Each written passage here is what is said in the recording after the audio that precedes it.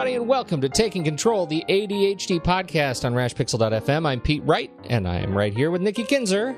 Hello, everyone. Hello, Pete Wright. We are, it is so appropriate, our topic for today.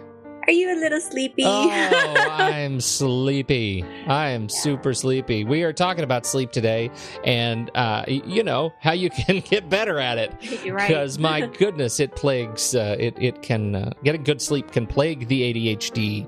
But before we do that, head over to Take Control ADHD. Get to know us a bit better. Listen to the show on the website, or of course, please subscribe to our mailing list right there and get an email with the latest episode each week. You can connect with us on Twitter and Facebook at Take Control ADHD and call us. Voicemails 503-664-4ADD. And it works. And it now works. Yes. Gonna throw that in there. Oh my goodness. We got some calls that and some emails telling us that the phone number had been disconnected, and I don't know what happened, but it works now. I know what happened. You do? Do you want to come clean? Yes. I think it sounds like it's something that's dirty. Well, no, it was just so annoying because I spent like probably an hour and a half with Skype and their poor customer service trying to figure out why the phone was disconnected. And at the very end of our conversation, he says, "So are you sure you're calling the right phone number?"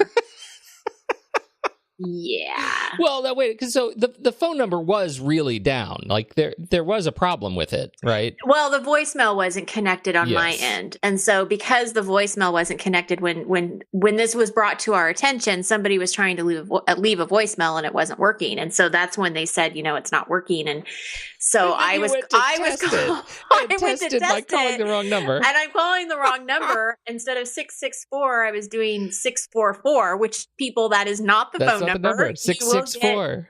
It will be disconnected if you call 644. See, I'm going to confuse everybody now. That's a riot. But an hour and a half of my life was spent, when it really didn't need to be spent that way. Oh my goodness. So it is working now. The voicemail is turned on again. Voicemail is turned on. That itself is a mystery because the voicemail has been working forever, and then it just stopped. It just was disconnected for some mysterious reason. There's a little ghost in my electronics because there was another random thing that happened to me where, I have 3 different emails. I have a work email, home email, and then I have this other random email that used to be personal. And all of a sudden, one of those emails were just gone from my phone. And I didn't disconnect it. Yeah, I didn't disconnect it. It was just gone. And so I had to go into the mail settings and reconnect. I mean, it was all there and everything was fine, but it just disappeared. I don't know how it did that. That's really funny. So I don't know, weird things are happening. I'm hoping this is it. Yeah, well, I'm sure it's isn't there a Mercury retrograde thing going on right now? Maybe. I don't really calendar those things, but that should be it. That's your gremlin right there. So anyway, here's hoping that it's all over. You can call us again, and we would love to hear from you. So that's the word 664-4ADD. That's the thing. Okay, so let's talk about sleep.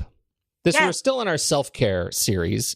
We are, and you get a lot of complaints from your clients dealing with sleep. Yes. I do. In fact, it's really actually very common, and they want strategies and ideas on how to get better sleep. And it was interesting because when I was preparing for this topic, I was reading this really interesting article, and we'll put it in the show notes from Attitude Magazine. And the gal that wrote the article was saying that up to 50% of children and 80% of adults with ADHD have problems either going to sleep, staying asleep, getting restful sleep, and getting up the next morning. Wow. 80%, Pete. Wow. That's a lot. That is so high and so sad. It means we're all walking around like zombies. Exactly. Yeah, I know. So I think this is an important topic. It's a big topic. Yeah. And so I'm going to actually talk a little bit about, what's happening. And I'm sure that this is not going to be any big surprise for people, kind of the consequences of what happens. But there's one particular strategy that I'm going to really zero in on today, rather than trying to just throw a bunch of them out to people. I want to zero in on one particular one. So awesome. That's coming. But yeah, I mean, what happens? I mean, why is this happening? I think for ADHD, people are going to be nodding their heads. They're staying up too late. Well, yeah, that's the right. that's the big one. That's the big one. You don't even realize what time it is. Yeah. You're not paying attention. You're getting your second wind because. Oh, go ahead. No, I want to. You say second wind. That's the one that play. It's this combination of like feeling like everything's finally silent. Something, in the dark comes around, everybody goes to bed, and suddenly I have a chance. My head kind of clears for a little bit, and that second wind comes on, and that is my curse. Because once that happens, then it doesn't matter what time. I lose all track of time, and suddenly I'm catching up on all the nonsense. I'm writing emails, I'm just producing podcasts. It's just what happens, and then it's 1 o'clock in the morning. Well, and that's exactly, it's the cycle of you're trying to catch up from the day because during the day you were tired from staying up so late the night before. I mean, it's a really, nasty cycle. So yeah, absolutely. And like you said, you're just not paying attention to time. Mm-hmm. So I have just a quick little story about my son. So he's 13 and it was a weekend night, thankfully. But he was out in the living room and he was watching TV and he had the dog next to him and he was petting the dog, watching TV. He was on his iPod. I mean, just, doing 13-year-old stuff. And it was about 1 o'clock in the morning and I had already gone to bed and woke up and realized that the light was still on and he was still in the living room. So go out there, hey son, you got to wrap it up. You got to go to bed, you got to go to sleep. Yeah. Oh yeah. Okay, mom, no problem. And then I go back to bed. At 2:30 in the morning, I realize the light is still on. I can still hear the TV. I walk out there. I'm like, okay, Jaden, what are you doing? It's 2:30 in the morning. Oh, really? Yeah. Oh my gosh. I mean, he honestly had no clue. Yeah. That an hour and a half went by and that it was 2:30 in the morning. He had no idea. You know what happens to me? It is exactly that and a variation of it. And I'm sure somebody's going to be nodding their head with this one too. You're sitting there and you have a clock sitting right next to whatever you're doing. Maybe you're watching a show, right? And you're binging some. This happens to me when I'm binging some show on Netflix, right? Yeah. And I think to myself, like, time means something different when it's dark out than it does in the light, right? There's nobody waiting on me. Like I can do whatever I want. I can do whatever I want. That's exactly right. My mom's not telling me to go to bed. and so I start counting in terms of like, well, I mean, what's the difference between 11 o'clock and 11:22? Yeah, I'll watch one more episode of this stupid show. Yeah. Well, once it's 11:22, well, it's not even midnight yet. Okay, I'll just watch one more episode. And then, well, okay, now it's only 10 after 12. So like that's nothing. It's barely after midnight. I'll just watch one more, and so you just keep plowing away at making bad decisions for yourself because it's late. Right. That's right. And there's also something that kind of happens, I think, with really whether people want to acknowledge this or not, it probably happens. Not. Is they also get to that point where they just don't care because they kind of feel like they're living in the now, right? I mean, you're living in this moment of binge watching, and so it's kind of that point of, you know what? I don't really care. I'm going to watch this, and I'll just deal with however I feel in the morning when the morning comes. Because the morning at that point is really far away. It really can be. Yeah. Although it can also come really fast. But I mean, that's something to be aware of, that, if you're starting to kind of get to that feeling of, who cares? Yeah, right. You might want to stop for a minute and really think about if you care or not, because you might care more than you think you do. But that becomes part of the habit that you need to build is caring. Yes. Right. Being aware that you're making a bad decision and then caring about it. Well, and then the last point I want to bring up, which is something that happens to me a lot with just my overall anxiety, is you go to lay down, you're tired, you are physically tired, but your brain doesn't shut off. You just keep ruminating over the same stuff. And I remember one day, my family is really good about asking each other how we slept the night before. I don't know why. It's just a habit we all do. We ask our children how they slept. My husband always asks me how I slept the night before. And I remember one time telling him I slept awful. It was terrible. And he's like, well, what were you worried about? And I'm like, I don't even know. Like I was worried about everything and nothing all at the same time. Sure. Oh my goodness. I totally resonate with that. Totally. And then you wake up in the morning and you're like, oh my gosh, that was not a big deal, but you just can't shut down. So that's also a big, huge issue. So truly. So we've kind of talked a little bit about this bad cycle. When you go to bed late, it starts the next day off poorly. You're always feeling like you're catching up. You're late, running out the door. Of course, your ADHD is going to get worse because it's going to be harder to focus. It's going to be harder to pay attention. If you're like me, if I'm sleep deprived, I'm going to be cranky. I'm going to be a little more sensitive than I usually am. Yeah, right. So people I love most, watch out, because I might not be very nice. Well, and that's it's an interesting thing. Like you end up feeling like you use the words thin-skinned, like I'm sensitive to environmental and emotional responses, but you actually physically feel like your skin is thin. Yes, and yes. Like you're somehow more fragile in the world. Yeah. Oh, absolutely. That's a really good way of explaining it. More fragile, for sure. Yeah. You can be more impulsive. So if that's an issue, your pause button is probably going to be gone that day. Yeah. For me, that means I always eat more terrible stuff. Right. And I probably spend way too much money. And you go back to that point of, I don't care. Yeah. I'm just going to do this right now because it feels good right now. Right. Exactly. And not think about it. Yeah. Hello, dopamine push. Yep. Exactly. Yep. And then just that general fatigue of just feeling tired. I had a client tell me this week, that, she was just feeling really tired during the day. So we kind of started talking about what was happening. And of course, sleep is an issue, nutrition, all of these things that we're talking about in the self-care series, affects how we go through our day. I mean, it just makes such a difference. Now you're going to see and hear and read a lot of advice out there. And I'm going to have a blog post this week that's going to talk about some of these tips. Exercise, of course, is a big one. We've already talked about that. I thought it was great when Lori brought up last week about the medications, how they can actually help you sleep. And, right. That was interesting. But so there's a lot of different tips and things out there. But today, like I was saying, I really want to focus in on one strategy and really dig into this one a little bit more. And that's trying to go to bed at the same time every night. That is something, yes. And it's really, you do this by having a real clear and regular bedtime routine. So that's what I want to talk about, is this bedtime routine. Do you have one? I'm just curious. I do, when I'm at my best. And I think right now, like as we're talking about this, I've been on kind of a bad swing in terms of, making bad decisions over the holidays, eating too much, feeling crummy. And then once you start feeling crummy, it's really hard to make good decisions about what you end up doing. So my routine ends up being really sort of diminishing to my general constitution. So before let's go back to November, my routine was so great.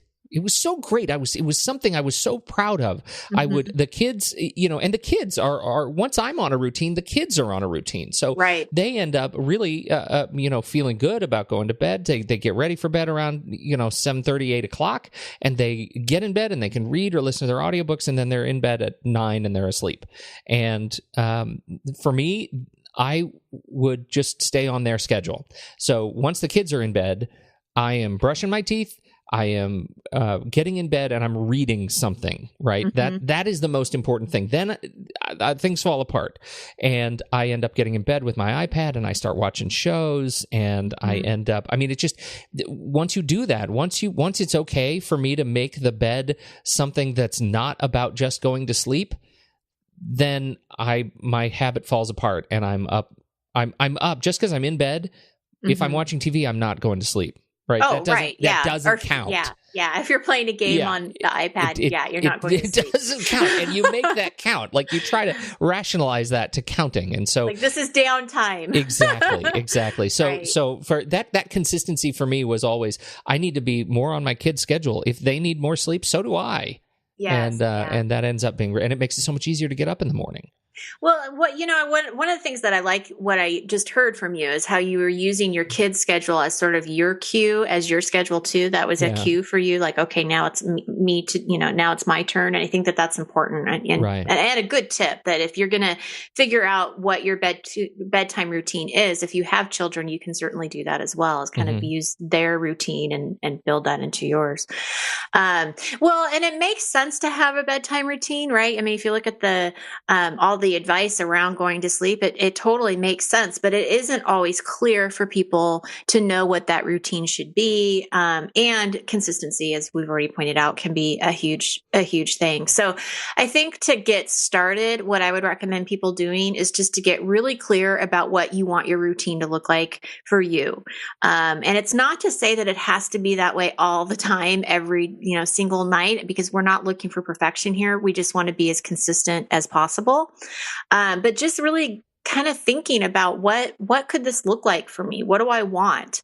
And this is really what I want to emphasize and be clear about is this is not, how do I say this? It's not the entertainment and the chore. So it's not like, this is not the routine of, okay, I've got to get ready for school or work the next day, or I have to pack lunches. What I'm talking about is really that time right before you go to bed. Okay. So that might be like an hour before or a half hour. It just depends on how many things you kind of want to put into that downtime. Does that make sense? Yeah, no, it does. Okay. So some things to think about, some ideas that aren't related to TV, because we want the TV to be, off. We want the electronic devices to be off. So maybe if you want 8 hours of sleep, for example, you know that you need to be, and you have to get up at 6 o'clock in the morning. So you want to be in bed by 10. So you might start your routine like around 9:15. And again, depending on how much you want to put into this, you could meditate for a few minutes, maybe do some yoga if you enjoy doing yoga, write in your gratitude or success journal. These are all ideas that you could be doing that would be winding yourself down. If I think I brought this up when we did the show right after I did that 10-day cleanse, I talked about the lavender bath. I think, sure. I'm not sure, but part of that cleanse that he had me do, that schedule or routine, was taking a lavender bath every day or every evening. And I'm telling you, I slept better during that period of time than I have in a long time. There's something about lavender. Yeah, it's really awesome. Peaceful. So it's those kinds of things. Like, what do you want to do? Do you want to read? But my question to you, Pete, because I think you know more about this than I do. What if your books are on your iPad? I mean, I know you've talked about this a little bit with why you got a Kindle, but that's where I get stuck, is that my books are on my iPad. So I'm not exactly sure. What do you think? The challenge that the most electronic devices have is that the blue light, and it's the blue light spectrum that activates your brain, right? That turns you on. And so if you're staring at your phone or your iPad in bed, you're going to wake yourself up by the act of reading as you're trying to cool yourself down. And so you want to reduce the that blue light spectrum coming out of the screen and go more for the warmer tones, the yellows and the tones that actually shut you down. Or a device that obviously doesn't give off any of that spectrum light. It's just a dead device, like a Kindle, that's just a dead screen. So, but there's an interesting thing. I did switch to the Kindle, and for my nighttime reading, and I just keep it by the bed. It doesn't go anywhere with me. All of my Kindle books sync to my iPad, in the Kindle app, so I always know where I am during the day. I can read on my phone or my Kindle is fine. But the point I want to make here is that it looks like our hope is not lost for those who don't want to invest in a Kindle but already have an iPad and already have an iPhone, and they want to read on it at night. Apple is aware of this problem. And so in the next update, iOS 9.3 is coming. In a matter of, I would say, weeks to a month, we will see iOS 9.3. And there is a new technology built into that called night shift, where the device will detect where you are, and at sunrise, it will reduce the blue light and increase the warm tone. So your screen, effectively, it starts looking yellow, but after a little while, you realize, oh my goodness, it's very soothing. I can look at it. You can already get it on a developer beta. I've looked at it. It's remarkable. The experience is, as you're testing it, after an hour or so, you're like, wow, it's really yellow. I'm going to turn on the blue light again, and it's like laser beams are shooting into your face. I bet it is. So there is hope. For me, the routine is, I tend to go for the Kindle because I don't want to worry about the devices, and I don't want to be distracted by other notifications that are on the iPad at night. Right, and that actually may be a bigger case for actually just reading a book or a magazine. The other thing I would add is that you don't read anything related to your day job, right? Or your work, yeah, right? Or news. I've heard about news. Yeah. Read fiction, read something gentle or fantasy or something that's going to plant a seed in your brain for great dreams. That's kind of what I'm shooting for is what can I read that'll give me the most awesome dream? Oh, that's a great idea. Just free me from thinking about work. That's what you want to do is get that out of your head. Yeah. So what was the app? Was it the Calm app that you were talking about a while back that had the sleeping meditation? There were a couple. There was Buddhify, and that was one of them. And there was Calm was one of them. But I think it was Buddhify that had the cycles, right? It had right. Okay. It has the rings, and that ends up being a really fun kind of an alternative. We'll have to put that back in the show notes just for people to look at if you're looking for meditation as part of your routine, because those are specific to sleep, so they might help you fall asleep. Yes. And there are 6 in Buddhify. There are 6 specific meditations. They're all between 7 and 12 minutes that actually are specifically targeted toward I can't sleep right now. I need to listen to this. So that's great. Yeah. So there's different, as we've said, there's different ideas of how you can make your routine, or what you can make your routine look like, what you can do, what kinds of things would relax you. But I think that the biggest thing especially with ADHD, is we have to remember to do the routine, right? Yeah. You can't forget. And if you don't have reminders or some kind of structure around that time, you are going to forget, because you're not going to necessarily be paying attention to the time. So going back to that schedule of, if you want to be in bed by 10, my recommendation is that you set a few alarms before the 10 o'clock hour. So at 9 o'clock, the alarm, goes off and it says, time to get ready for bed. And then again at 9:30, and then again at 9:45, and then again at 5 to 10, or at 10 o'clock, whatever you prefer. And you can set these times however you want them to be set.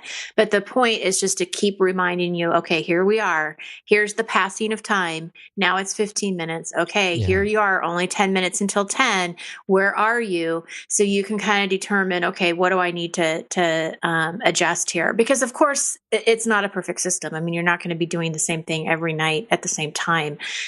Ideally, that would be great, but realistically, we know that's not always the case. I would just add that one of the challenges I had when I was first trying to adjust last, 2 years ago, when I was really working to adjust my sleep, is that I would say, okay, if I want 8 hours, I want to be in bed by 10. But that ended up being a challenge for me, because being in bed by 10 is different from being asleep by 10. If I want 8 hours of sleep, I need to be asleep at 10.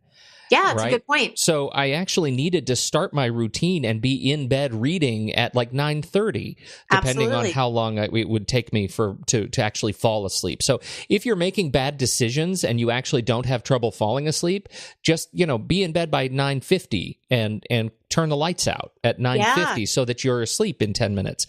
If you have trouble going to sleep, you may need to be in bed at 9:30 or 9:15 and reading and really slowing yourself down, smelling a lavender candle. Like, those are the kinds of things that you may need to think about if your goal is 8 hours of sleep. And that was for me. I think that's a great point. And that really leads into how to be consistent with this is to practice it. And I think that's exactly what you're suggesting, is that you have to kind of practice with the time a little bit. And how long does it take you to fall asleep? And when do you need to start this bedtime routine? For some of you, it might be an hour and a half. For some of you, it may only be a half hour. I mean, it really just depends. Right. So I love that. I mean, you want to practice it. And I think that that's how you do become more consistent with it, is if you're going into it with, this is my intention for this week, I'm going to really work hard on this bedtime routine. I'm going to really be conscious about it, really be aware of it. I'm going to tell, whoever I live with, whether it's your spouse or partner or whatever, roommate, these are my intentions. Can you help me with this? Because the accountability can be really helpful if you have that available to you. And just really go into it as okay, let's just see what happens. Did I sleep better that night? And taking one thing at a time. And we've talked about this a lot with habits and when you're trying to make any kind of change. You may want at some point to meditate and write in your success journal and take a lavender bath. but all three of those things consistently may not all happen at once. So pick one. Maybe it's just meditating for 5 minutes before you go to bed. Or maybe it's just the simple fact that you're going to turn electronics off at 9 o'clock. Just practice that alone, right? I have a friend who actually has it set so his Wi-Fi, his home Wi-Fi device actually is on a timer, an outlet timer, and at 9 o'clock, their house Wi-Fi, it's not like just access is off or devices can't connect. The power to the device is shut off. So there is no electronic field in his house. And that's, he happens to live kind of apart from other people. There's no cross signal. Where I live, there's always Wi-Fi in my house. It may not be mine, but I can't just shut it off. But that is, maybe you consider not charging your phone or your iPad by your bed if you're one of those folks. Yes. Leave it in another room, or if you use your phone as your alarm, make sure it's in airplane mode overnight. Right. So I do have a question for you, because one of the things that I always hear from people whenever I talk about sleep is, I could absolutely never possibly change my sleep schedule because I'm such a night person. And oh my goodness, I'm such a morning person. My experience is, though, that's not a real thing. It's something we like to say about ourselves, but what it really means is you have a cortisol disorder and you are chemically imbalanced, and you can adjust that to be whoever you want to be by just some of these habits. But do you have any experience with this? Well, first of all, I think whenever you say that phrase, I can never, then you're really in trouble. Right. Yeah, because you probably never will, if you really believe that you can't. I don't think it's probably realistic to think that somebody that usually goes to bed at midnight is going to all of a sudden go to bed at 9. So I think that, you probably do need to set the expectations to be realistic for you. I think you probably have to work in smaller increments of time. If you go to bed at midnight, try to go to bed at 11:45, try to go to bed at 11:30. Don't just shoot for 9 o'clock right out the gate. Mm-hmm. So I think you got to be realistic. So a couple things. One, I think you got to change your belief. Your limiting belief to something that serves you, that you really do want to have happen and can believe that it can happen. And then I think it's working small, backwards. A lot of it has to do with the rhythm. Circadian rhythms get thrown off. Thank you. Yes, that's what it is. It's that rhythm. And so that's what's happening with ADHD, is your rhythm is constantly off.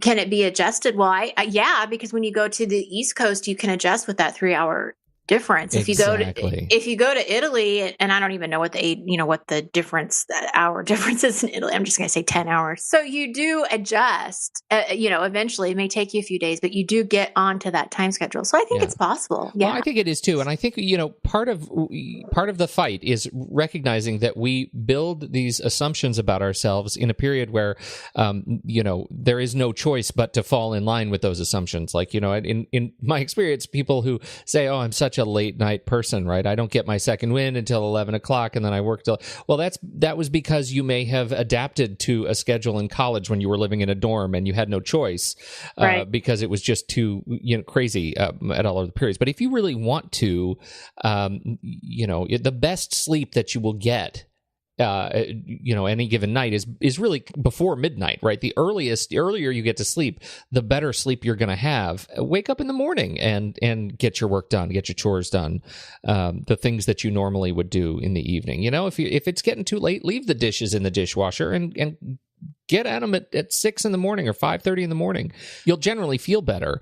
I have a friend who was really trying to tackle this, and he said, I knew I was staying up too late, and so I just started setting my alarm for like 5:30 in the morning, and I would go to bed at 1.